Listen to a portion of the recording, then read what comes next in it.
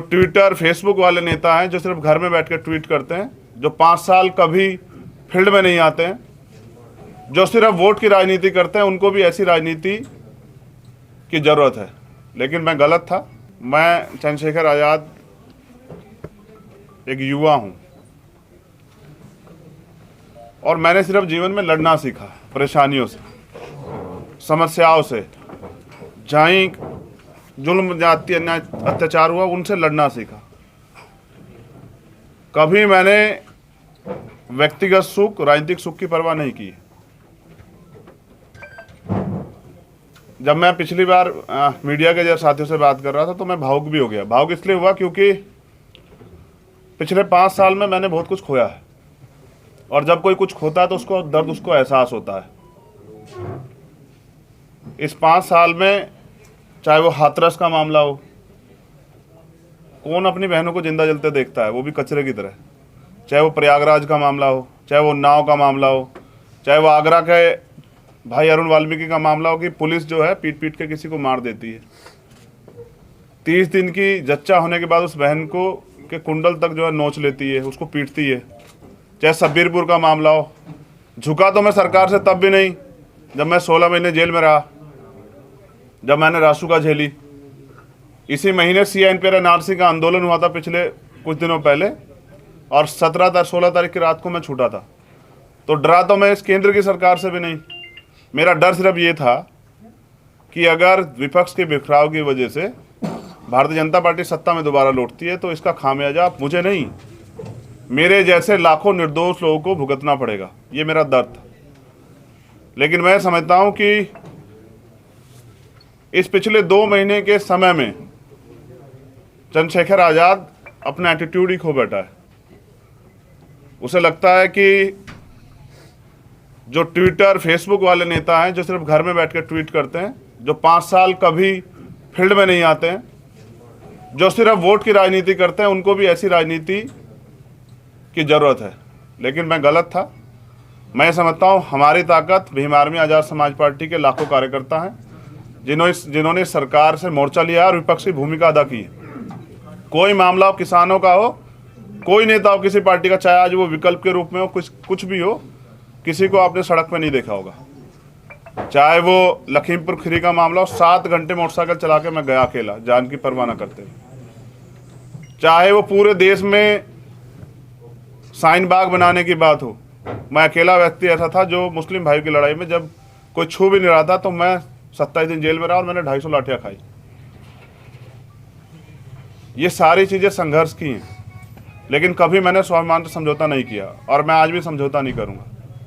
हमने तय किया है कि आज़ाद समाज पार्टी अपने बलबूते जो उन्होंने आज तक काम किया है, उस काम के बलबूते जिसकी लड़ाई आज तक उन्होंने लड़ी है, उन माँओं के, उन बहनों के विश्वास के भरोसे, उन बुजुर्गों के आशीर्वाद के भरोसे और बाबा साहब अम्बेडकर और मान्यवर काशीराम साहब की विचारधारा के भरोसे उत्तर प्रदेश में चुनाव में जाएगी। और मैं एक युवा हूँ, अगर आज मैं डर जाता हूँ, स्थापित नेताओं के सामने घुटने टेक देता हूँ, तो मैं समझता हूँ कल कोई गरीब युवा हिम्मत नहीं दिखा पाएगा, वो हौसला नहीं कर पाएगा कि वो परिवर्तन के लिए लड़े और वो तमाम तरह की ताकतों के खिलाफ खड़ा होकर अपने देश के बारे में सोचे।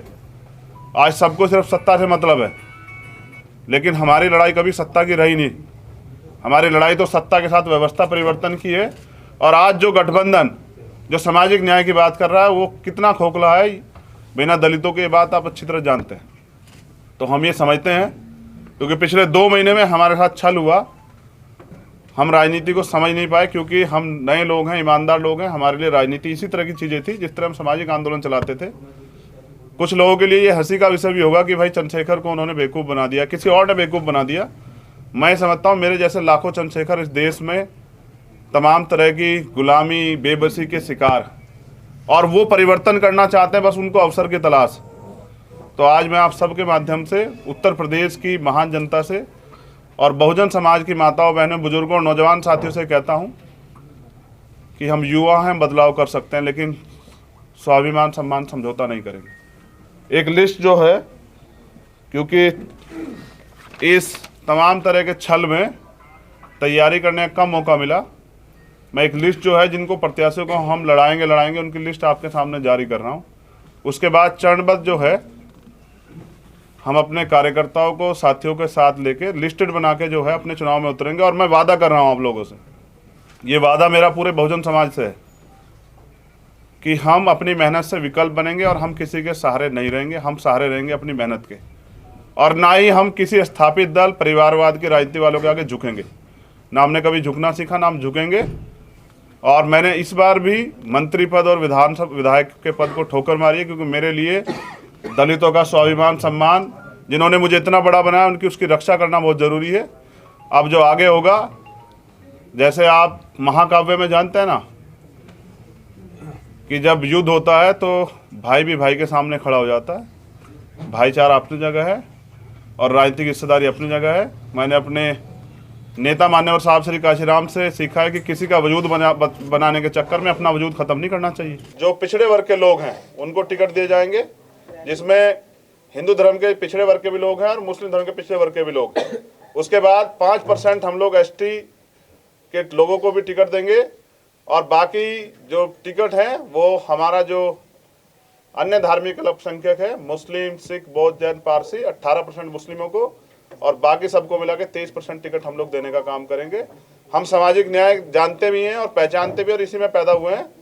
हमारे नेता मान्यवर काशीराम और डॉक्टर अंबेडकर दोनों हैं। हमने लड़ाई लड़ी है और इतिहास गवाह, दलितों ने कभी इतना इस देश को धोखा दिया, इतना अपमान सहने के बाद, जाति सहने के बाद, और ना ही किसी और को धोखा दिया। जैसे नेताजी ने कल कहा था, एक नेताजी ने, कि ये लड़ाई बहुत लंबी है, राम मनोहर लोहिया जी और बाबा साहब लड़े और मान्यवर काशीराम साहब और नेताजी मिलकर लड़े। तो इस लड़ाई में मैं आपसे जानना चाहता, धोखा किसने दिया था?